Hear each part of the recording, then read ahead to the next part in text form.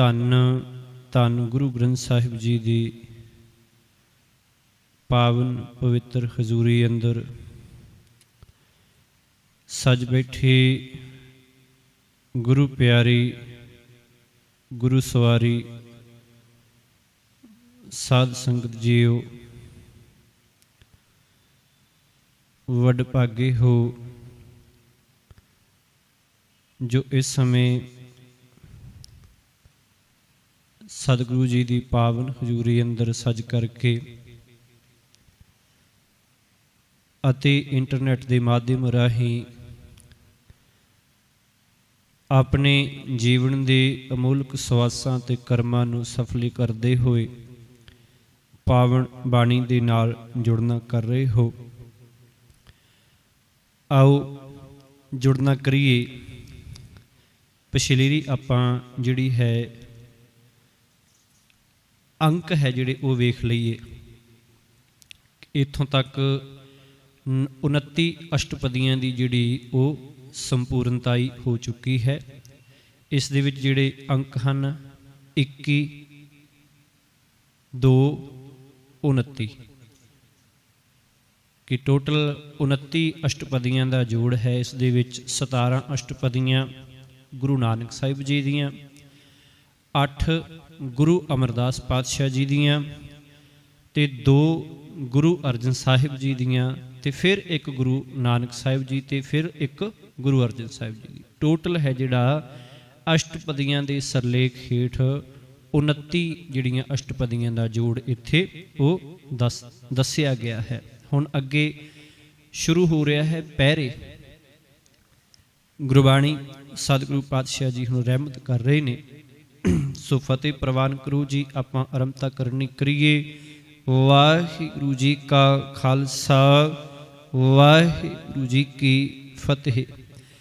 ਪਹਿਰੇ ਤੋਂ ਭਾਵ ਕਿ ਪੈਰ ਹੁੰਦਾ ਹੈ।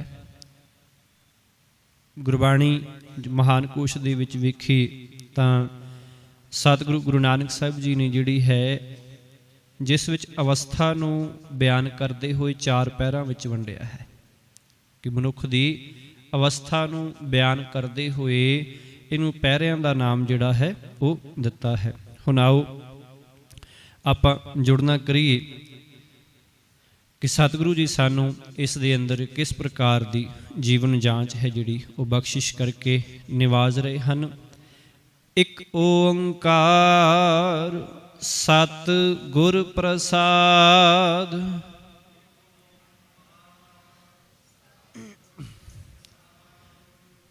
ਪ੍ਰਸ਼ਾਦ ਨਹੀਂ ਹੈ, ਪ੍ਰਸਾਦ। ਮੈਨੂੰ ਥੋੜੀ ਜੀ ਪ੍ਰਸ਼ਾਦ ਦੀ ਆਵਾਜ਼ ਆਈ। ਪ੍ਰਸ਼ਾਦ ਨਹੀਂ ਹੈ, ਪ੍ਰਸਾਦ।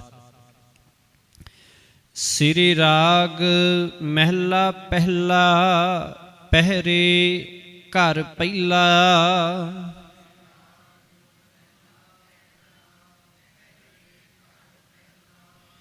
ਸਤਿਗੁਰੂ ਗੁਰੂ ਨਾਨਕ ਸਾਹਿਬ ਪਾਤਸ਼ਾਹ ਜੀ ਹੁਣ ਪਹਿਲਾਂ ਇੱਥੇ ਮੰਗਲ ਦਰਜ ਹੈ।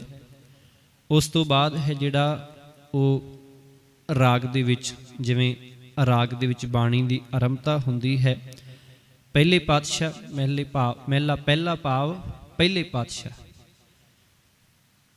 ਪਹਿਰੇ ਬਾਣੀ ਦਾ ਨਾਮ ਹੈ ਅਤੇ ਘਰ ਪਹਿਲਾ, ਘਰ ਪਹਿਲੇ ਦੇ ਅੰਦਰ ਹੈ ਜਿਹੜਾ ਹੈ ਇਸ ਦੀ ਸੰਗੀਤਕ ਤਾਲ ਹੈ। ਅਕਾਲ ਪੁਰਖ ਇੱਕ ਹੈ ਅਤੇ ਸਤਿਗੁਰੂ ਦੀ ਕਿਰਪਾ ਦੇ ਨਾਲ ਉਹ ਮਿਲਦਾ ਹੈ। ਪਹਿਲੇ ਪਹਿਰੇ ਰੈਣ ਕੈ ਵਣਜਾਰਿਆ ਮਿੱਤਰਾ, ਹੁਕਮ ਪਿਆ ਗਰਭਾਸ।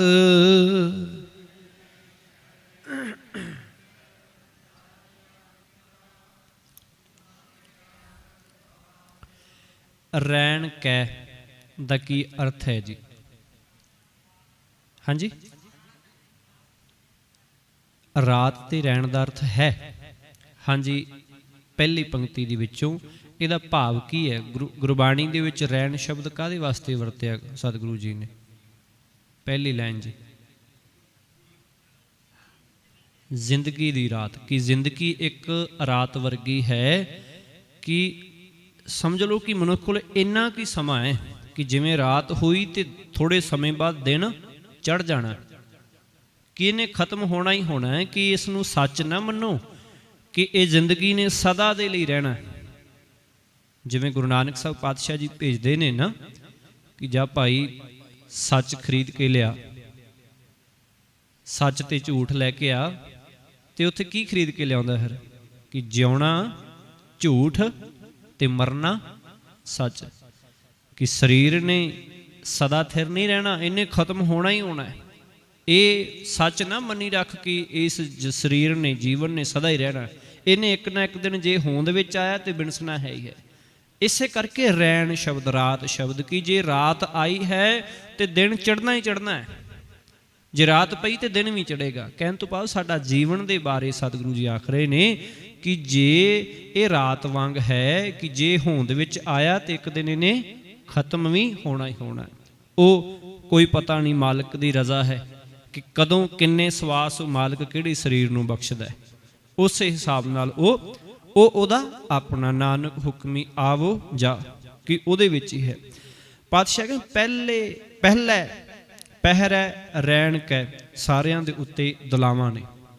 पातशाह जी आखण लगे रैण भाव जिंदगी रूप पहले पहरै भाव पहले पैर विच वणजारिया मित्रा कि वणज करन वाला, कि जिहड़े वणज करदे ने।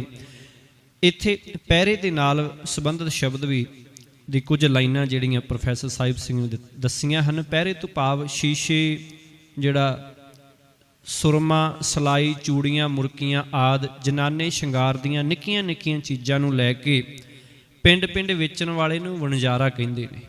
कि आउंदे ने ना कि भावें वणजारा तां वपारी वास्ते वरतिया जांदा, पर इत्थे है जिहड़ा कि जिहड़े समान लैके आउंदे ने ना सिर ते चौके जां मोढे दे विच पा के कि इस नूं बीबियां जनानियां जिहड़ियां ओह खरीदणगीਆਂ ਉਹ ਲੈ ਕੇ ਆਉਂਦਾ ਹੈ।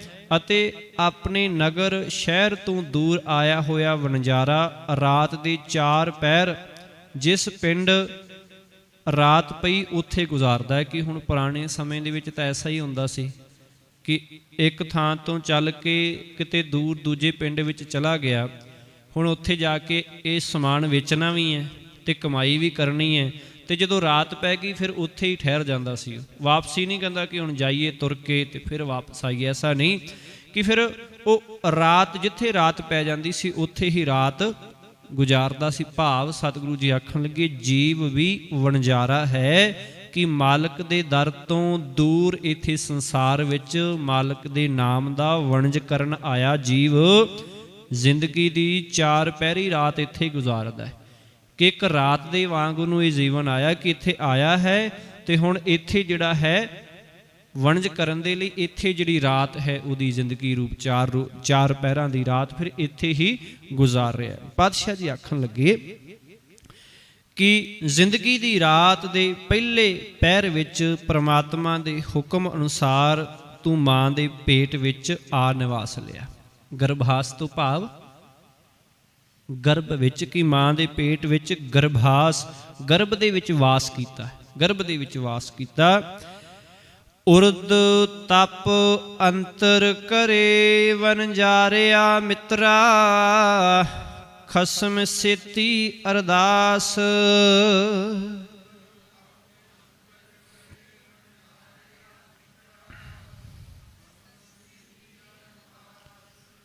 ਉਰਦ ਤੋਂ ਭਾਵ ਉਲਟਾ, ਤਪ ਅੰਤਰ ਕਰੇ ਭਾਵ ਮਾਂ ਦੇ ਪੇਟ ਵਿੱਚ, ਅੰਤਰ ਤੋਂ ਭਾਵ ਮਾਂ ਦੇ ਪੇਟ ਵਿੱਚ। ਕਿ ਹੇ ਵਣਜਾਰੇ ਜੀਵ ਮਿੱਤਰ, ਮਾਂ ਦੇ ਪੇਟ ਵਿੱਚ ਤੂੰ ਪੁੱਠਾ ਲਟਕ ਕੇ ਤਪ ਕਰਦਾ ਰਿਹਾ, ਭਾਵ ਮਾਲਕ ਦੇ ਨਾਲ ਤੇਰੀ ਸਾਂਝ ਬਣੀ ਰਹੀ। ਅਤੇ ਖਸਮ ਸੇਤੀ ਅਰਦਾਸ, ਤੇ ਮਾਲਕ ਪ੍ਰਭੂ ਅੱਗੇ ਅਰਦਾਸਾਂ ਕਰਦਾ ਰਿਹਾ। ਬੜੀ ਸੋਹਣੀ ਇੱਕ ਗਾਥਾ ਜਿਹੜੀ ਹੈ ਉਹ ਪੜ੍ਹਨ ਨੂੰ ਮਿਲਦੀ ਹੈ। ਕੀ ਹੁੰਦਾ, ਆਖਣ ਲੱਗੇ ਕਿ ਜਦੋਂ ਗੁਰੂ ਨਾਨਕ ਸਾਹਿਬ ਪਾਤਸ਼ਾਹ ਜੀ ਸੰਸਾਰ ਵਿੱਚ ਸਰੀਰਕ ਰੂਪ ਵਿੱਚ ਆਏ ਨਾ, ਉਦੋਂ ਰੋਏ ਨਹੀਂ ਉਦੋਂ। ਤੇ ਜਦੋਂ ਆਮ ਜੀਵ ਆਉਂਦਾ ਹੈ ਉਹ ਰੋਂਦਾ ਹੈ, ਨਾ ਵੀ ਰੋਵੇ ਤੇ ਡਾਕਟਰ ਜਿਹੜੇ ਧੱਕੇ ਨਾਲ ਰਵਾਉਂਦੇ ਉਹਨੂੰ ਕਿ ਮਾਲਿਸ਼ ਮੁਲਿਸ਼ ਕਰੀਏ ਇਹਦੀ ਕਿ ਰੋਵੇ, ਫਿਰ ਇਹ ਤੰਦਰੁਸਤ ਹੈ। ਤੇ ਜਾਂ ਬਹੁਤੀ ਵਾਰ ਕਰਕੇ ਕਿ ਬੱਚਾ ਜਦੋਂ ਵੀ ਜਨਮ ਲੈਂਦਾ ਉਹ ਰੋਂਦਾ ਹੈ, ਰੋਂਦਾ ਹੀ ਰੋਂਦਾ ਹੈ।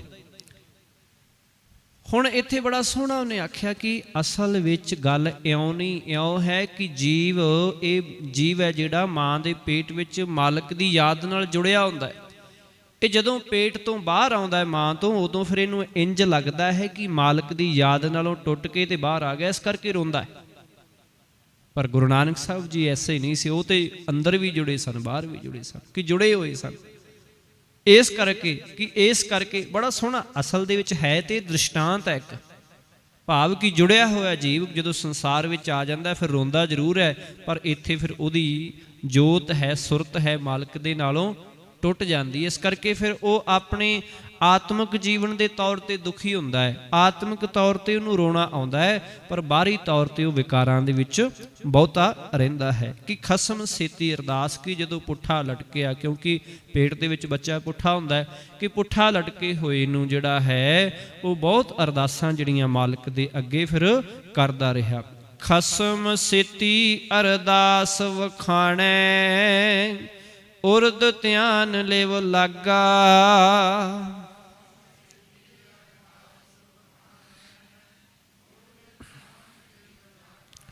ਉਰਦ ਧਿਆਨ ਲਿਵ ਲਾਗਾ, ਕਿ ਉਰਦ ਪੁੱਠਾ ਉੱਥੇ ਲਟਕਿਆ ਹੋਇਆ ਪੁੱਠਾ ਹੈ, ਅਤੇ ਫਿਰ ਵੀ ਧਿਆਨ ਹੈ ਜਿਹੜਾ ਉਹ ਮਾਲਕ ਦੇ ਚਰਨਾਂ ਵਿੱਚ ਜੋੜਦਾ ਹੈ। ਖਸਮ ਸੀਤੀ ਅਰਦਾਸ ਵਿਖਾਣੀ, ਕਿ ਮਾਂ ਦੇ ਪੇਟ ਵਿੱਚ ਜੀਵ ਪੁੱਠਾ ਲਟਕਿਆ ਹੋਇਆ ਵੀ ਮਾਲਕ ਅੱਗੇ ਅਰਦਾਸ ਕਰਦਾ ਹੈ ਅਤੇ ਧਿਆਨ ਵਿੱਚ ਜੁੜਦਾ ਹੈ ਉਹਦੇ ਵਿੱਚ, ਕਿ ਪੁੱਠਾ ਲਟਕ ਕੇ ਫਿਰ ਵੀ ਉਹਦੇ ਧਿਆਨ ਵਿੱਚ ਜੁੜਿਆ ਹੋਇਆ ਹੈ ਕਿ ਤੂੰ ਹੀ ਮੇਰਾ ਰਖਵਾਲਾ ਹੈ। ਜਿਵੇਂ ਆਖਿਆ ਨਾ ਕਿ ਗਰਭ ਦੀ ਪੇਟ ਦੀ ਅਗਨੀ, ਕਿ ਉਹਦੇ ਆਸੇ ਪਾਸੇ ਦੇਖੋ ਹੁਣ ਮੌਤ ਹੀ ਹੁੰਦੀ ਸਾਰੇ ਪਾਸੇ, ਕਿ ਥੋੜੀ ਜਿਹੀ ਵੀ ਪ੍ਰੋਬਲਮ ਆਈ ਤੇ ਉਸੇ ਵੇਲੇ ਕੀ ਹੈ ਕਿ ਸਹਿਜੇ ਕਿ ਉਹਦਾ ਅੰਤ ਹੋ ਜਾਣਾ ਹੈ, ਤੇ ਪਰ ਮਾਲਕ ਉੱਥੇ ਵੀ ਉਹਦੀ ਰੱਖਿਆ ਕਰਦਾ ਹੈ। ਦੇਖੋ ਕਿੰਨੀ ਵੱਡੀ ਵਿਧ ਬਣਾਈ ਹੈ ਕਿ ਜੇ ਕੋਈ ਜੀਵ, ਭਾਵੇਂ ਉਹ ਮਾਸਾਹਾਰੀ ਹੋਏ ਭਾਵੇਂ ਉਹ ਸ਼ਾਕਾਹਾਰੀ ਹੋਏ, ਇੱਧਰ ਦਾ ਹੀ ਮਾਸ ਖਾਂਦਾ ਹੈ ਤੇ ਮਾਸ ਦਾ ਕੀ ਬਣ ਜਾਂਦਾ ਹੈ ਕਿ ਮਲ ਮੂਤਰ ਦੇ ਰੂਪ ਵਿੱਚ ਨਿਕਲਦਾ ਹੈ ਨਾ।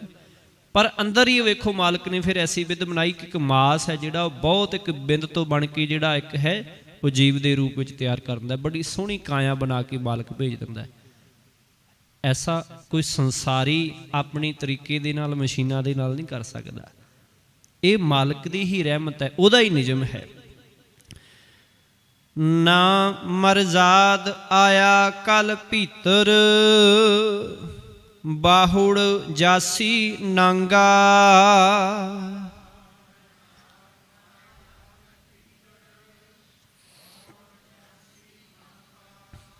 ਇੱਥੇ ਸਤਿਗੁਰੂ ਜੀ ਨਾ ਮਰਜ਼ਾਦ ਆਇਆ ਕਲ ਭੀਤਰ, ਬਾਹੁੜ ਜਾਸੀ ਨਾਂਗਾ।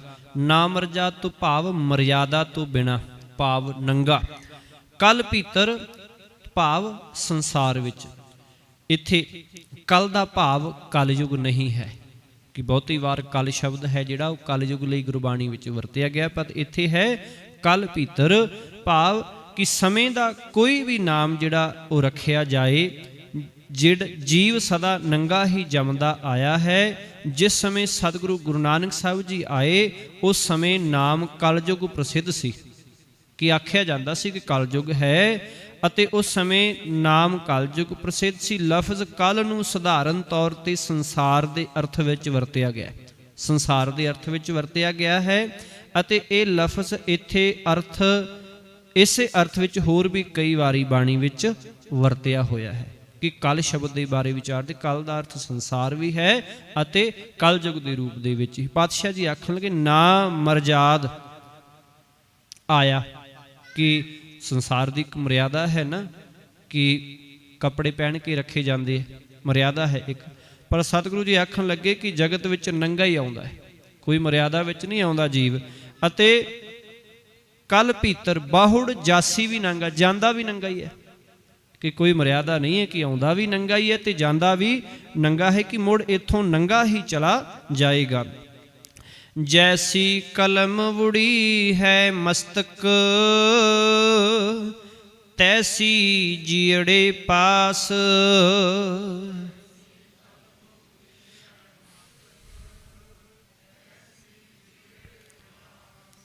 ਵੁੜੀ ਤੋਂ ਭਾਵ ਚੱਲੀ ਹੈ, ਕਿ ਵੁੜੀ ਤੋਂ ਭਾਵ ਚੱਲਣਾ, ਕਿ ਕਲਮ ਹੈ ਜਿਹੜੀ ਉਹ ਚੱਲੀ ਹੈ। ਮਸਤਕ ਤੋਂ ਭਾਵ ਮੱਥੇ ਹੋਤੇ, ਤੈਸੀ ਉਹ ਜਿਹੀ ਪੂੰਜੀ। ਸਤਿਗੁਰੂ ਜੀ ਆਖਣ ਲੱਗੇ ਜੀਵ ਦੇ ਮੱਥੇ ਉੱਤੇ ਪ੍ਰਮਾਤਮਾ ਦੇ ਹੁਕਮ ਅਨੁਸਾਰ ਜਿਹੋ ਜਿਹੀ ਕੀਤੇ ਕਰਮਾਂ ਦੇ ਸੰਸਕਾਰਾਂ ਦੀ ਕਲਮ ਚੱਲਦੀ ਹੈ, ਜਗਤ ਵਿੱਚ ਆਉਣ ਵੇਲੇ ਜੀਵ ਦੇ ਪਾਸ ਉਹੋ ਜਿਹੀ ਆਤਮਿਕ ਜੀਵਨ ਦੀ ਰਾਸ ਪੂੰਜੀ ਜਿਹੜੀ ਉਹ ਹੁੰਦੀ ਹੈ, ਕਿ ਉਹੋ ਜਿਹੇ ਕਰਮ, ਜਿਹੋ ਜਿਹੇ ਕਰਮ ਕਮਾਉਂਦਾ ਹੈ, ਉਹੋ ਜਿਹੀ ਰਾਸ ਪੂੰਜੀ, ਉਹੋ ਜਿਹਾ ਜਿਹੜਾ ਉਹਦਾ ਜੀਵਨ ਉਹ ਹੁੰਦਾ ਹੈ।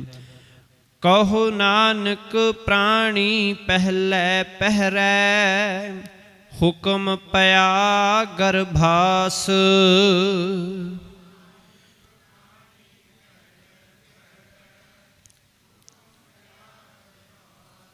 ਪਾਤਸ਼ਾਹ ਜੀ ਆਖਣ ਲੱਗੇ ਕਿ ਹੇ ਨਾਨਕ, ਜੀਵ ਨੇ ਪ੍ਰਮਾਤਮਾ ਦੇ ਹੁਕਮ ਅਨੁਸਾਰ ਜ਼ਿੰਦਗੀ ਦੀ ਰਾਤ ਦੇ ਪਹਿਲੇ ਪਹਿਰ ਮਾਂ ਦੇ ਪੇਟ ਵਿੱਚ ਆ ਜਿਹੜਾ ਨਿਵਾਸ ਲਿਆ ਹੈ। ਦੂਜੇ ਪਹਿਰੇ ਰਹਿਣ ਕੈ ਵਣਜਾਰਿਆ ਮਿੱਤਰਾ, ਵਿਸਰ ਗਿਆ ਧਿਆਨ।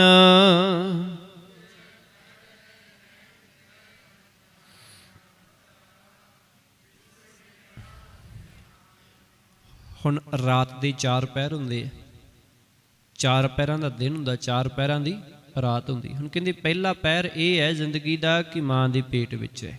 ਦੂਜਾ ਪਹਿਰ ਹੈ ਕੀ ਹੋ ਗਿਆ ਕਿ ਇਹਦਾ ਜਿਹੜਾ ਹੈ ਇੰਜ ਕਹਿ ਲਈ ਕਿ ਸੰਸਾਰ ਵਿੱਚ ਇਹ ਆ ਗਿਆ ਹੈ ਕਿ ਹਰ ਨਾਮ ਦਾ ਵਣਜ ਕਰਨ ਆਏ, ਹੇ ਜੀਵ ਮਿੱਤਰ ਵਣਜਾਰਿਆ ਮਿੱਤਰਾ। ਜ਼ਿੰਦਗੀ ਦੀ ਰਾਤ ਦੇ ਦੂਜੇ ਪਹਿਰ ਵਿੱਚ ਸੰਸਾਰ ਵਿੱਚ ਜਨਮ ਲੈ ਕੇ ਜੀਵਨ ਨੂੰ ਪਰਮਾਤਮਾ ਦੇ ਚਰਨਾਂ ਵਿੱਚ ਉਹ ਧਿਆਨ ਭੁੱਲ ਜਾਂਦਾ ਹੈ। ਆਪਾਂ ਪਹਿਲਾਂ ਹੀ ਸਾਂਝ ਕੀਤੀ ਨਾ ਕਿ ਜੀਵ ਰੋਂਦਾ ਹੈ, ਭਾਵ ਟੁੱਟਦਾ ਹੈ ਨਾ ਜਦੋਂ, ਫਿਰ ਰੋਂਦਾ ਹੈ, ਪਰ ਫਿਰ ਕੀ ਹੈ, ਭੁੱਲ ਜਾਂਦਾ ਹੈ। ਵਿਸਰ ਗਿਆ ਧਿਆਨ, ਧਿਆਨ ਜਿਹੜਾ ਹੈ ਭੁਲਾ ਦਿੰਦਾ ਹੈ ਜੋ ਉਸ ਨੂੰ ਮਾਂ ਦੇ ਪੇਟ ਵਿੱਚ ਰਹਿਣ ਸਮੇਂ ਹੁੰਦਾ ਹੈ, ਕਿ ਉਦੋਂ ਫਿਰ ਇਹ ਆ ਕੇ ਫਿਰ ਸੰਸਾਰ ਦੇ ਅੰਦਰ ਭੁੱਲ ਜਾਂਦਾ ਹੈ। ਹੱਥੋਂ ਹੱਥ ਨਚਾਈਐ ਵਣਜਾਰਿਆ ਮਿੱਤਰਾ, ਜਿਉ ਜਸੋਦਾ ਘਰ ਕਾਨ।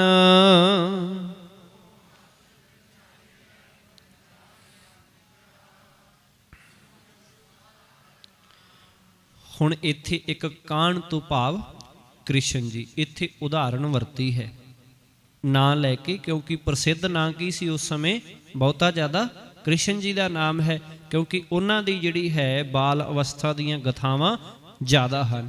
ਇਸ ਕਰਕੇ ਹੁਣ ਲੋਕਾਈ ਨੂੰ ਸਮਝਾਉਣ ਵਾਸਤੇ, ਸਾਰੀਆਂ ਨੂੰ, ਸਾਰੀ ਲੋਕਾਈ ਨੂੰ, ਸਾਰੇ ਸੰਸਾਰ ਨੂੰ ਸਮਝਾਉਣ ਵਾਸਤੇ ਫਿਰ ਇੱਕ ਜਿਹੜਾ ਪ੍ਰਸਿੱਧ ਤੇ ਕਾਮਨ ਨਾਮ ਨੂੰ ਫਿਰ ਵਰਤ ਲਿਆ ਉੱਥੇ। ਕੀ ਬੜਾ ਪ੍ਰਸਿੱਧ ਹੈ ਕਿ ਜਿਵੇਂ ਆਖਣ ਲੱਗੇ ਕਿ ਹੁਣ ਹੱਥੋਂ ਹੱਥ ਨਚਾਈਐ ਵਣਜਾਰਿਆ ਮਿੱਤਰਾ, ਕਿ ਹੀ ਵਣਜਾਰੇ ਜੀਵ ਜਨਮ ਲੈ ਕੇ ਜੀਵ ਦੇ ਘਰ ਹਰੇਕ ਜੀਵ ਦੇ ਹੱਥ ਉੱਤੇ ਇਉਂ ਨਚਾਈਦਾ ਹੈ, ਭਾਵ ਇੱਦਾਂ ਹੀ ਹੁੰਦਾ ਨਾ, ਬੜੀ ਖੁਸ਼ੀ ਜੀ ਹੁੰਦੀ ਹੈ, ਕਿਸੇ ਨੇ ਚੁੱਕ ਲਿਆ, ਕਿਤੇ ਕਿਸੇ ਨੇ ਚੁੱਕ ਲਿਆ, ਕਿਤੇ ਕਿਸੇ ਨੇ ਚੁੱਕ ਲਿਆ, ਹੱਥਾਂ ਤੇ ਨਚਾਉਣਾ, ਕਿ ਕਿਸੇ ਨੇ ਆ ਕੇ ਗਲ ਲਾ ਲਿਆ, ਕਿਸੇ ਨੇ ਲਾ ਲਿਆ, ਭਾਵ ਹੱਥਾਂ ਤੇ ਨਚਾਉਣਾ, ਕਿ ਨਚਾਈਦਾ ਹੈ। ਅੱਗੇ ਫਿਰ ਉਦਾਹਰਣ, ਜਿਉਂ ਜਸੋਦਾ ਘਰ ਕਾਨ, ਭਾਵ ਜਸੋਦਾ ਕ੍ਰਿਸ਼ਨ ਜੀ ਦੀ ਜਿਹੜੀ ਮਾਂ ਹੈ, ਕਿ ਜਿਵੇਂ ਜਸੋਦਾ ਦੇ ਘਰ ਵਿੱਚ ਸ਼੍ਰੀ ਕ੍ਰਿਸ਼ਨ ਜੀ ਨੂੰ, ਜਿਵੇਂ ਕਿ ਕ੍ਰਿਸ਼ਨ ਜੀ ਨੂੰ ਉਹਦੀ ਮਾਂ ਹੈ ਜਿਹੜੀ ਉਹ ਹੱਥਾਂ ਦੇ ਉੱਤੇ ਨਚਾਉਂਦੀ ਹੈ ਨਾ, ਇਸੇ ਤਰ੍ਹਾਂ ਹੈ ਜਿਹੜਾ ਉਹ ਸਾਰੇ ਜਿਹਨੇ ਨਚਾਉਂਦੇ ਹਨ। ਹੱਥੋਂ ਹੱਥ ਨਚਾਈਐ ਪ੍ਰਾਣੀ, ਮਾਤ ਕਹਿ ਸੁਤ ਮੇਰਾ।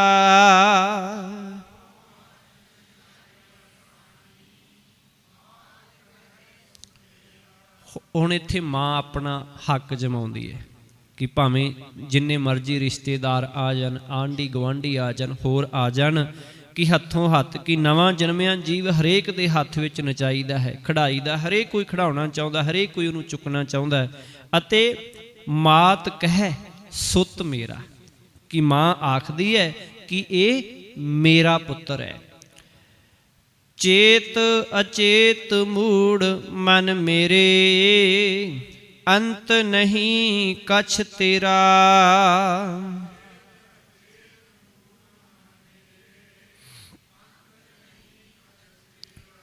अचेत मूढ़ मन भाव हे गाफल मूर्ख मन।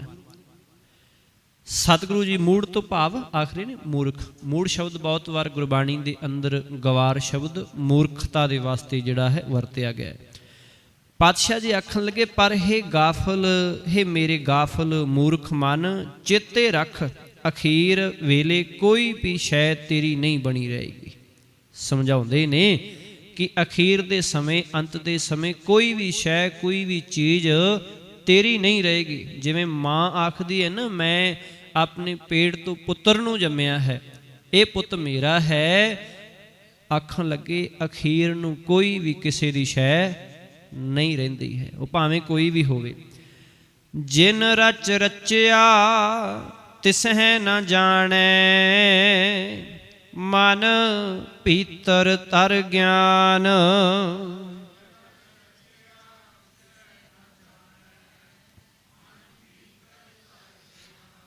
आखन लगे कि जीव अपने मन विच उस प्रभु नाल डूंगी सांझ पा के उसनूं चेते नहीं करता, अते जिसने इस दी बनतर बना के इसनूं पैदा किया है। कि पहला माँ के पेट विच बड़ी जिहड़ी उह सुरत जुड़ी हुई सी, बड़ा लिव लगी हुई सी। पर हुण की है, जदों मालिक ने एडी सोहनी जीव की बनतर बना के संसार दे विच पैदा किया है, ते इसने की किया है, उसनूं ही भुला दिता है।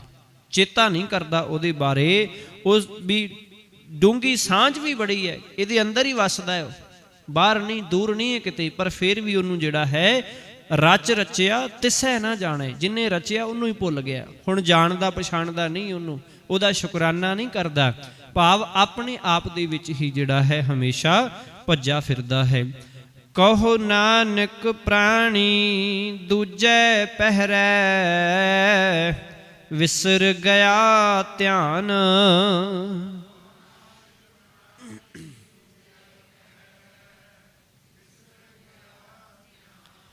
हुण पातशाह जी ने पहले पैर विच भी, दूजे पैर विच भी पहली पंक्ति ते अखीरली पंक्ति सेम वरतियां ने कि चेते रहे। ये इस पैर की गल हो रही है कि हे नानक, जिंदगी की रात के दूजे पैर विच संसार विच जन्म लैके जीव नूं मालिक दे चरनां दा ध्यान भुल जांदा है। तीजे पहरे रैन कै वणजारिया मित्रा, धन जोबन स्यों चित।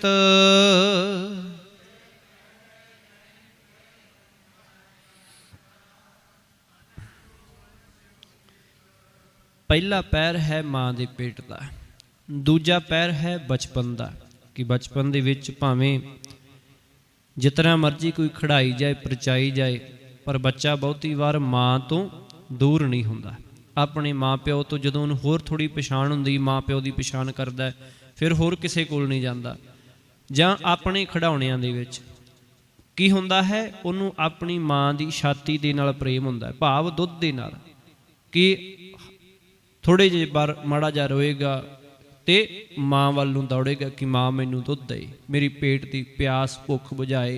होर वड्डा हो जाएगा, होर छोटियां छोटियां चीज़ों वाल ध्यान देगा, खिडौणियां दे विच, अपने परिवार दे विच। ते की है, मालिक की याद भुल जाता है। इधरले पासे उहदा ध्यान जिहड़ा है वो रहिंदा है। हुण तीजे पैर की गल सतगुरु पातशाह जी आखदे हन कि मालिक दे नाम दा वणज करन आए ही जीव मित्र, जिंदगी दी रात दे तीजे पैर विच तेरा मन की है, धन जोबन स्यों चित। कि धन नाल ते जवानी नाल परच गया।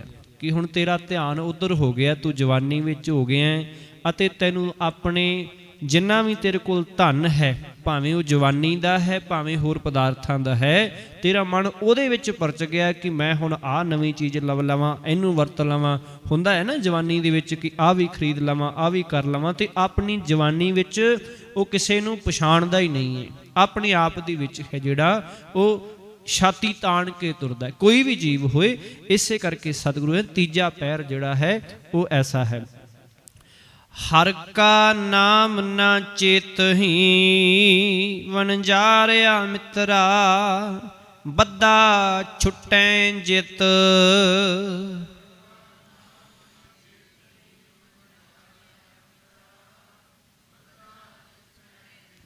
ਹੁਣ ਸਤਿਗੁਰੂ ਜੀ ਆਖਣ ਲੱਗੇ, ਮਾਲਕ ਦਾ ਨਾਮ ਤੂੰ ਚੇਤੇ ਕਿਉਂ ਨਹੀਂ ਕਰਦਾ? ਕਿਉਂ ਨਹੀਂ ਚੇਤਦਾ ਉਸ ਮਾਲਕ ਨੂੰ ਜਿਨੇ ਤੈਨੂੰ ਬਣਾਇਆ ਹੈ? ਵਣਜਾਰਿਆ ਮਿੱਤਰਾ, ਹੇ ਵਣਜਾਰੇ ਮਿੱਤਰ, ਆਖਣ ਲੱਗੇ ਬੱਧਾ ਛੁਟੈ ਜਿਤ। ਕਿਉਂ ਨਹੀਂ ਧਿਆਉਂਦਾ ਉਸ ਮਾਲਕ ਨੂੰ ਜਿਸ ਦੀ ਬਰਕਤ ਨਾਲ, ਰਹਿਮਤ ਨਾਲ ਇਹ ਧਨ ਜੋਬਨ ਦੇ ਮੋਹ ਦੇ ਬੰਧਨਾਂ ਵਿੱਚੋਂ ਤੂੰ ਛੁੱਟ ਸਕੇ, ਖਲਾਸੀ ਪਾ ਸਕੇ, ਇਹ ਤੋਂ ਬਚ ਸਕੇ, ਛੁਟਕਾਰਾ ਪਾ ਸਕੇ। ਕਿਉਂ ਨਹੀਂ ਉਹਨੂੰ ਧਿਆਉਂਦਾ? ਕਿਉਂਕਿ ਹੋਰ ਕੋਈ ਤਰੀਕਾ ਢੰਗ ਨਹੀਂ ਹੈ ਮਾਇਆ ਮੋਹ ਇਸ ਜੋਬਨ ਦੇ ਵਿੱਚੋਂ ਬਚਣ ਦਾ। ਹਰ ਕਾ ਨਾਮ ਨ ਚੇਤੈ ਪ੍ਰਾਣੀ, ਬਿਕਲ ਪਿਆ ਸੰਗ ਮਾਇਆ।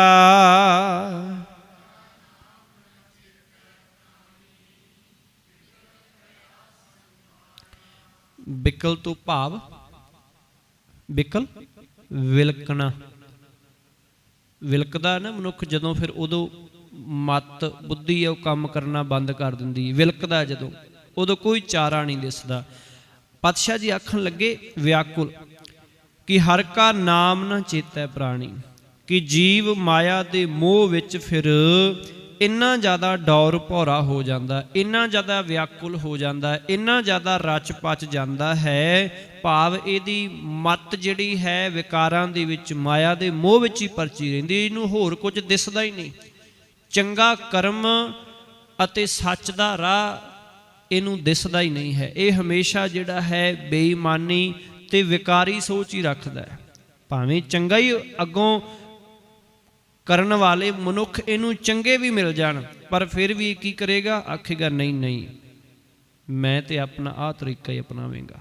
ਭਾਵ ਜੋ ਇਹਦੀ ਆਪਣੀ ਸੋਚ ਹੈ, ਫਿਰ ਸਾਰੇ ਪਾਸੇ ਇਹ ਉਸੇ ਨੂੰ ਲਾਗੂ ਕਰਦਾ ਹੈ ਕਿ ਮਾਇਆ ਦੇ ਮੋਹ ਵਿੱਚ ਫਿਰ ਇੰਨਾ ਜ਼ਿਆਦਾ ਮਤਹੀਨ ਹੋ ਜਾਂਦਾ ਹੈ, ਵਿਆਕੁਲ ਹੋ ਜਾਂਦਾ ਹੈ, ਡੌਰ ਭੌਰਾ ਹੋ ਜਾਂਦਾ ਹੈ ਕਿ ਇਹ ਪ੍ਰਮਾਤਮਾ ਦਾ ਨਾਮ ਚੇਤੇ ਨਹੀਂ ਕਰਦਾ। ਹਰ ਕਾ ਨਾਮ ਨ ਚੇਤੈ ਪ੍ਰਾਣੀ, ਕਿਉਂਕਿ ਇੰਨਾ ਜ਼ਿਆਦਾ ਹੀ ਇਹਦੀ ਬੁੱਧੀ ਭ੍ਰਸ਼ਟ ਹੋ ਜਾਂਦੀ ਵਿਕਾਰਾਂ ਦੇ ਵਿੱਚ, ਧਨ ਵਿੱਚ, ਜੋਬਨ ਵਿੱਚ, ਪਰਿਵਾਰ ਵਿੱਚ, ਵਿਕਾਰੀ ਜੀਵਨ ਦੇ ਵਿੱਚ। ਧਨ ਸਿਉ ਰਤਾ ਜੋਬਨ ਮਤਾ, ਅਹਿਲਾ ਜਨਮ ਗਵਾਇਆ।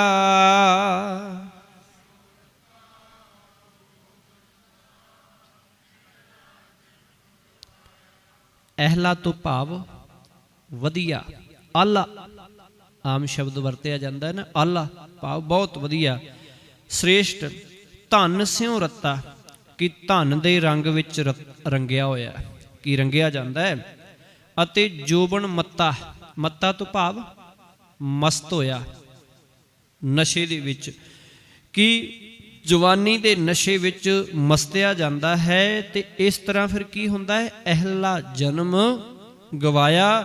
ਤੇ ਇਹ ਜਿਹੜਾ ਸ੍ਰੇਸ਼ਟ, ਅਹਿਲਾ, ਵਧੀਆ, ਸ੍ਰੇਸ਼ਟ ਮਨੁੱਖਾ ਜਨਮ ਹੈ ਨਾ, ਇਹਨੂੰ ਫਿਰ ਇਹ ਗਵਾ ਲੈਂਦਾ ਹੈ, ਇਹਨੂੰ ਪਤਾ ਨਹੀਂ ਲੱਗਦਾ। ਸੰਸਾਰੀ ਤੌਰ ਤੇ ਭਾਵੇਂ ਆਪਾਂ ਉਦਾਹਰਨ ਲੈ ਲਈਏ ਕਿ ਜੇ ਕੋਈ ਮਨੁੱਖ ਨਸ਼ਾ ਕਰ ਲਏ, ਉਹਨੂੰ ਆਪਣੀ ਸੁੱਧ ਬੁੱਧ ਨਹੀਂ ਰਹਿੰਦੀ, ਉਹ ਬਸ ਉਹ ਨਸ਼ੇ ਦੇ ਵਿੱਚ ਰਤਿਆ ਹੁੰਦਾ, ਨਾ ਉਹਨੂੰ ਆਪਣੇ ਪਰਿਵਾਰ ਦੀ ਤੇ ਦੂਰ ਦੀ ਗੱਲ, ਉਹਨੂੰ ਆਪਣਾ ਹੀ ਨਹੀਂ ਪਤਾ ਹੁੰਦਾ ਕਿ ਮੈਂ ਕੀ ਕਰਨਾ ਕੀ ਨਹੀਂ ਕਰਨਾ। ਸਿੱਧਾ ਚੱਲ ਵੀ ਨਹੀਂ ਪਾਉਂਦਾ, ਕੁਝ ਸੋਚ ਵੀ ਨਹੀਂ ਸਕਦਾ ਉਹ ਕਿ ਮੈਂ ਕੀ ਕਰਨਾ ਕੀ ਨਹੀਂ।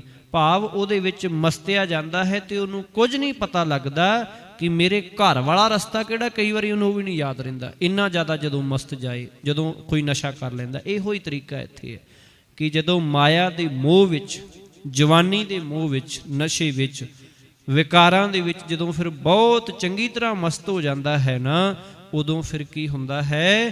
ਅਹਿਲਾ ਜਨਮ। ਇਹ ਆਪਣੇ ਜ਼ਿੰਦਗੀ ਦੇ ਜਿਹੜੇ ਸਵਾਸ ਨੇ, ਇਹ ਜਨਮ ਹੈ, ਇਹ ਮਨੁੱਖਾ ਦੇ ਹੀ ਹੈ, ਇਹ ਜਨਮ ਹੈ, ਇਸ ਨੂੰ ਵਿਅਰਥ ਹੀ ਗਵਾ ਲੈਂਦਾ ਹੈ। ਧਰਮ ਸੇਤੀ ਵਾਪਾਰ ਨ ਕੀਤੋ, ਕਰਮ ਨ ਕੀਤੋ ਮਿਤ।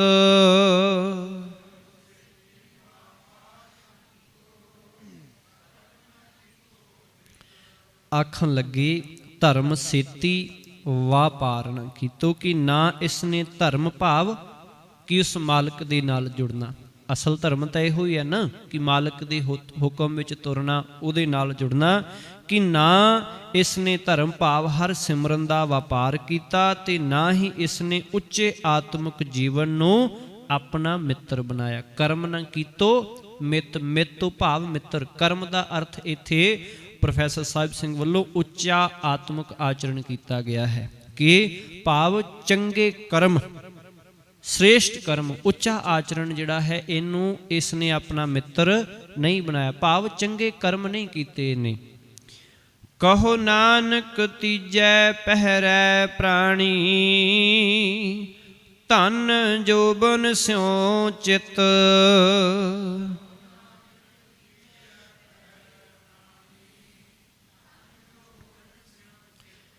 ਹੇ ਨਾਨਕ, ਜ਼ਿੰਦਗੀ ਦੀ ਰਾਤ ਦੇ ਤੀਜੇ ਪਹਿਰ ਵਿੱਚ ਜੀਵ ਨੇ ਧਨ ਨਾਲ ਤੇ ਜਵਾਨੀ ਨਾਲ ਹੀ ਚਿੱਤ ਜੋੜੀ ਰੱਖਿਆ ਹੈ, ਕਿ ਇਹਦੇ ਵਿੱਚ ਹੀ ਉਹ ਮਸਤ ਰਿਹਾ ਹੈ। ਚੌਥੈ ਪਹਿਰੈ ਰਹਿਣ ਕੈ ਵਣਜਾਰਿਆ ਮਿੱਤਰਾ, ਲਾਵੀ ਆਇਆ ਖੇਤ।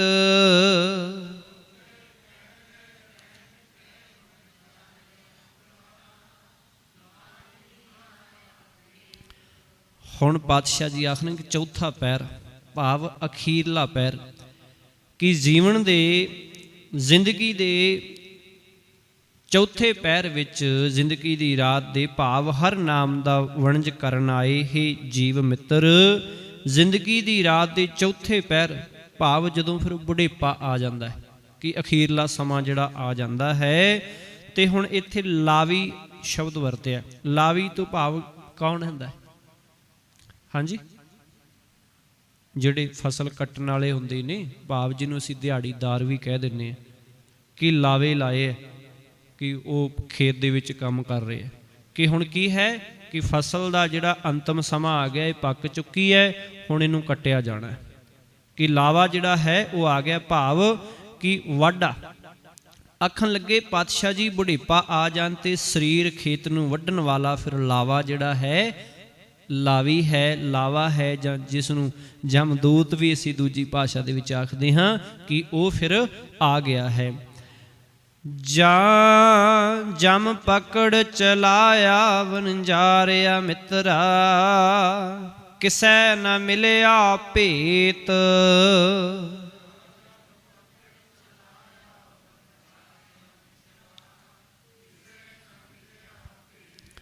ਆਖਣ ਲੱਗੇ, ਹੇ ਵਣਜਾਰੇ ਮਿੱਤਰ ਜੀਵ, ਜਦੋਂ ਜਮ ਨੇ ਆ ਕੇ ਜੀਵ ਆਤਮਾ ਨੂੰ ਫੜ ਕੇ ਅੱਗੇ ਲਾ ਲਿਆ, ਜਾਂ ਜਮ ਪਕੜ ਚਲਾਇਆ ਅੱਗੇ ਲਾ ਲਿਆ, ਤਾਂ ਕੀ ਹੈ, ਕਿਸੇ ਨਾ ਮਿਲਿਆ ਭੇਤ। ਤਾਂ ਕਿਸੇ ਸੰਬੰਧੀ ਨੂੰ, ਆਦ ਨੂੰ, ਪਰਿਵਾਰ ਨੂੰ ਇਹ ਸਮਝ ਨਾ ਪਈ ਕਿ ਇਹ ਕੀ ਹੋ ਗਿਆ।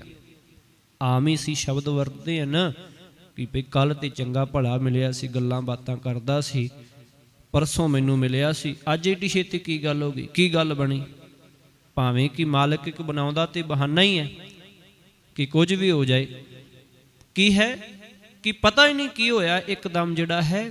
ਇੱਕ ਅਸੀਂ ਦੁਨਿਆਵੀ ਤੌਰ 'ਤੇ ਕੁਝ ਬਿਮਾਰੀਆਂ ਦੇ ਨਾਮ ਜ਼ਰੂਰ ਲੈ ਲੈਂਦੇ, ਕਿ ਇਸ ਤਰ੍ਹਾਂ ਹੋਇਆ ਸੀ ਜੀ, ਉਦੋਂ ਹਾਰਟ ਅਟੈਕ ਆ ਗਿਆ, ਸਾਇਲੈਂਟ ਹੋ ਗਿਆ, ਜਾਂ ਨਾੜੀ ਫਟ ਗਈ, ਜਾਂ ਇਹ ਹੋ ਗਿਆ, ਉਹ ਕਿਸੇ ਵੀ ਤਰੀਕੇ ਨਾਲ, ਭਾਵੇਂ ਕੋਈ ਐਕਸੀਡੈਂਟ ਕੁਝ ਵੀ ਹੈ, ਕਿਸੇ ਵੀ ਤਰੀਕੇ ਦੇ ਨਾਲ ਜੀਵ ਦੇ ਸਵਾਸ ਖਤਮ ਹੁੰਦੇ ਨੇ। ਕੀ ਹੈ, ਕਿ ਇੱਕ ਸਿਰਫ ਬਹਾਨਾ ਜਿਹਾ ਬਣਦਾ, ਭਾਵ ਉਸ ਦਾ ਅੰਤਮ ਸਮਾਂ ਆ ਗਿਆ ਹੁੰਦਾ ਹੈ। ਇਸੇ ਕਰਕੇ ਪਾਤਸ਼ਾਹ ਜੀ ਆਖਣ ਲੱਗੇ ਕਿ ਕਿਸੇ ਨੂੰ ਪਤਾ ਨਹੀਂ ਲੱਗਦਾ ਕਿ ਕੀ ਹੋਇਆ ਕੀ ਨਹੀਂ ਹੋਇਆ, ਤੇ ਉਹ ਜਿਹੜਾ ਜਮ ਹੈ ਉਹ ਇਸ ਜੀਵ ਆਤਮਾ ਨੂੰ ਅੱਗੇ ਲਾ ਤੁਰਦਾ ਹੈ, ਤੇ ਸਰੀਰ ਇੱਥੇ ਰਹਿ ਜਾਂਦਾ ਹੈ। ਇਹ ਪਾਤਸ਼ਾਹ ਜੀ ਸਮਝਾਉਣ ਦਾ ਯਤਨ ਕਰ ਰਹੇ ਹਨ। ਭੇਤ ਚੇਤ ਹਰ ਕਿਸੈ ਨਾ ਮਿਲਿਓ, ਜਾਂ ਜਮ ਪਕੜ ਚਲਾਇਆ।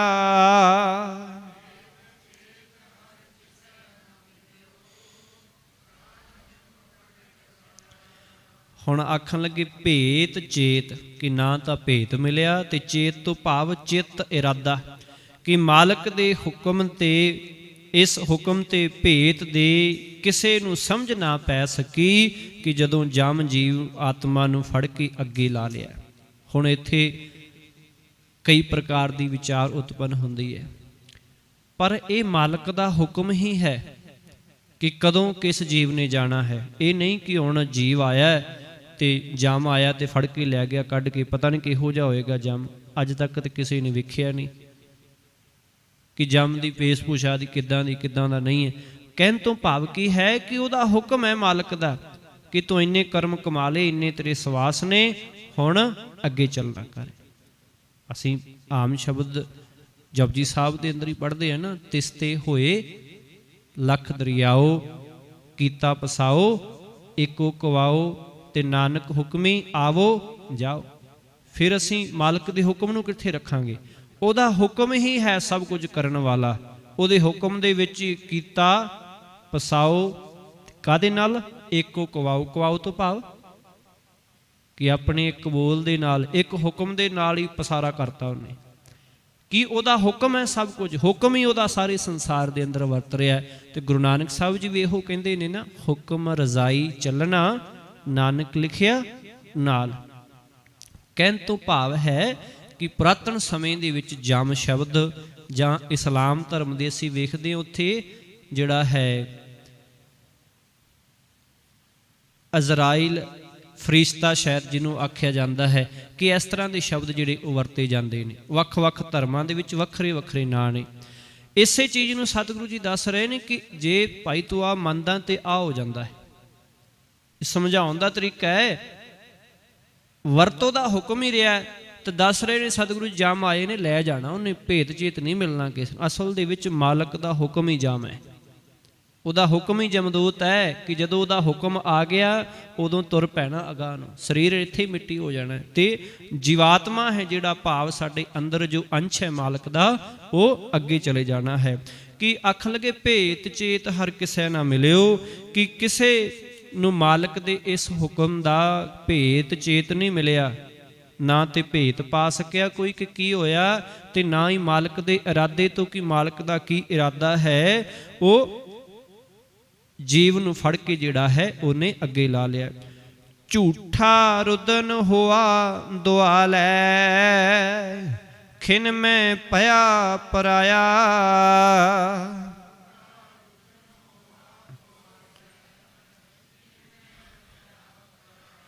ਇੱਥੇ ਸ਼ਬਦ ਦੁਆਲੈ ਆਇਆ, ਕੀ ਪੜਾਂਗੇ ਜੀ? ਅਸਲ ਸ਼ਬਦ ਕਿਹੜਾ ਹੈ? ਦੁਆਲਾ ਹੁੰਦਾ ਨਾ, ਔਂਕੜ ਨਾਲ ਹੁੰਦਾ ਤੇ ਇਹਦੇ ਉੱਤੇ ਹੋੜਾ ਵੀ ਹੈ। ਫਿਰ ਅਸੀਂ ਪੜ੍ਹਨਾ ਕੀ ਹੈ? ਦੁਆਲੈ।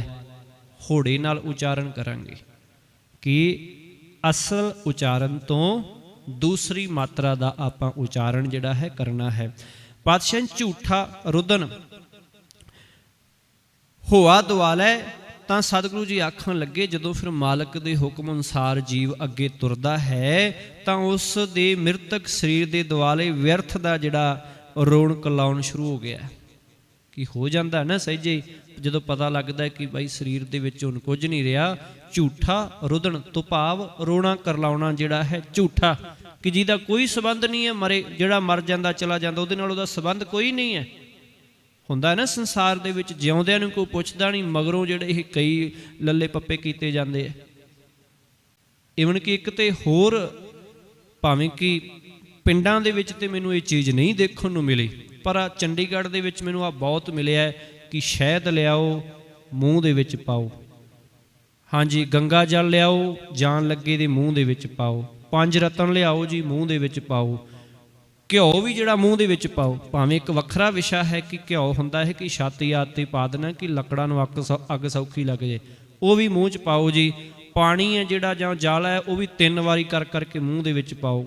ਪਤਾ ਨਹੀਂ ਕੀ ਕੁਝ ਹੈ ਜਿਹੜਾ ਉਹ ਕੀਤਾ ਜਾਂਦਾ, ਆਹ ਵੀ ਪਾ ਦਿਓ ਜੀ, ਉਹ ਵੀ ਪਾ ਦਿਓ, ਨਿੱਕਾ ਨਿੱਕਾ ਹੈ। ਭਾਵੇਂ ਇੱਕ ਧੰਦਾ ਹੈ, ਜਿਹਦਾ ਧਰਮ ਹੈ ਉਹਨੂੰ ਮੁਬਾਰਕ, ਪਰ ਤੁਸੀਂ ਤੇ ਗੁਰੂ ਨਾਨਕ ਦੇ ਸਿੱਖ ਹੋ ਨਾ, ਐਸਾ ਕਰਨਾ ਸ਼ੋਭਦਾ ਨਹੀਂ ਹੈ। ਕਿ ਪਤਾ ਹੈ ਕਿ ਸਰੀਰ ਮਿੱਟੀ ਹੈ, ਕੁਛ ਨਹੀਂ ਹੈਗਾ। ਜਿਉਂਦਿਆਂ ਨੂੰ ਪੁੱਛਿਆ ਨਹੀਂ ਗੱਲ ਤੇ ਸਵਾਦ ਤੇ ਤਾਂ ਸੀ ਜਿਉਂਦੇ ਦੇ ਮੂੰਹ 'ਚ ਪਾਇਆ ਹੁੰਦਾ। कि लै भाई मूँह अड्ड तेरे मूँह च पाईए। उत्थे हुण धक्के नाल दंद पीड़े हुंदे आ, धक्के नाल खोल के विच तुन्निया जांदा, लो भी लै बापू लै बेबे खा, जान लग्या हुण तू चली। कहण तो भाव की है कि एक पखंड किया जाता, झूठ है निरा, कोई संबंध नहीं। नाम ही साड़ोगे बापू नूं जां उस शरीर नूं फर्क कोई नहीं पैना।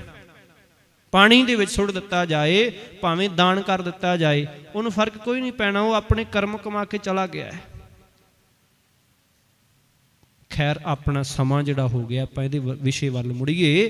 पातशाह जी आखण लगे फिर झूठा रुदन होआ दुआल है, कि फिर झूठा रोना करलाउणा शुरू हो जाता है। कई बार हुंदा है ना, जिहड़ा कदे ना आया होवे वो भी दूरों दरवाजे दे विचों जोर दी धाहां मारदा हुंदा है, 2 मिनट रो रा के अखां पूंज के बस ठीक ठाक है। झूठा रुदन है कि सिर्फ विखावा करना इस चीज़ का। कई अंदरों बड़े खुश हुंदे आ कि चंगा हो गया, मर गया, मगरों लै गया, वो भी आके रोंदे आ, रो के फिर 2-4 चंगियां जिहियां गल्लां करके चलो जी ठीक है, शाम नूं आपो अपने घरां च पहुँच जांदे वापस, चलो जी ठीक है। फिर उही आवाजाई जिहड़ी शुरू हो जाती है। की है? एक झूठ है। कौन रोंदा है? जिहदा मोह हुंदा है, मोह करके रोंदे। पर बहुते जिहड़े ने वो झूठा रुदन, झूठा रोना करलाउणा ही करते हैं। खिन मैं भया पराया, पातशाह जी आखण लगे वो जिसनों सारे ही संबंधी मेरा मेरा कहा करते सन, एक दिन वो ओपरा हो गया कि हुण भावें जो मर्जी हो जाए, भावें पति दी पत्नी मर जाए तो भावें पत्नी दा पति मर जाए, प्यो मर जाए, कोई मर जाए, कोई भी मर जाए, बड़ा प्रेम हुंदा है। पर वो एक समा इहो जांदा, रोना भी है, नहीं जाना नहीं जाना, मैं नाल जाना है, पर नाल ये भी हुंदी कि छेती छेती लिजाया जाए, जां तां मुश्किलां मारना शुरू हो जाए तो बाकी जिहड़े रिश्तेदार उन्हां ने भी मुड़ना है। हुंदा है ना ऐसा। कहण तो भाव है सच्चाई है, असीं पर इस सच्चाई नूं की है प्रवान नहीं करते। ये प्रवान करने वास्ते गुरु दा आसरा जरूरी है। ऐसे भी 5 साल 6 साल दे विच चंडीगढ़ च सिर्फ 2 परिवार मिले ऐसे जिन्हां ने ये चीज़ करके दिखाई कि हाँ असीं बाणी पढ़ते हैं, बाणी ते पहरा भी देंदे हाँ, सिर्फ 2। और पता नहीं किन्ने क वार जिहड़ा है उत्थे शमशान 25 दे विच जाण दा मौका मिलिया, पर सिर्फ 2 ही ऐसे नितरे अजे तक जिहड़े आखदे कि ठीक है पखंड असीं नहीं करने। बाकी सारे जिहड़े वो दुनिया दे वहा दे नाल चले गए। पर 2 ही देखे कि जिन्हां ने गुरु नूं आख्या कि बचा लै ते वो गुरु दे शब्द ते पहरा दिता। खैर खिन मैं भया पराया कि पराया हो गया, साई वस्त प्राप्त होई, जिस स्यों लाया हेत,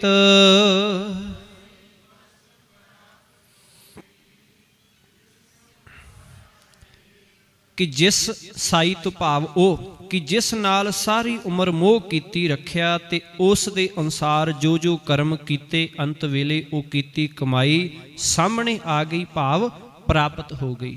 कि साई वस्त प्राप्त होई जिस्यों लाया हेत। कहो नानक प्राणी चौथे पहरै, लावी लुणिया खेत।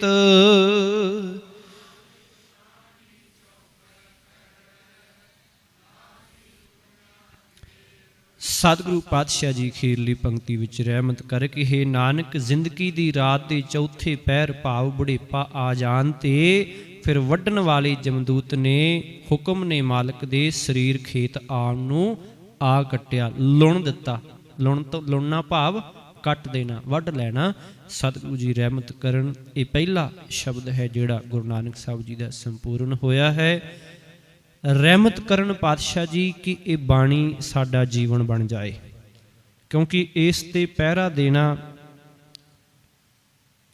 दुनियावी विकार, दुनियावी वडियाई ते दुनिया दे लोकां नूं एक पासे करना बहुत औखा है।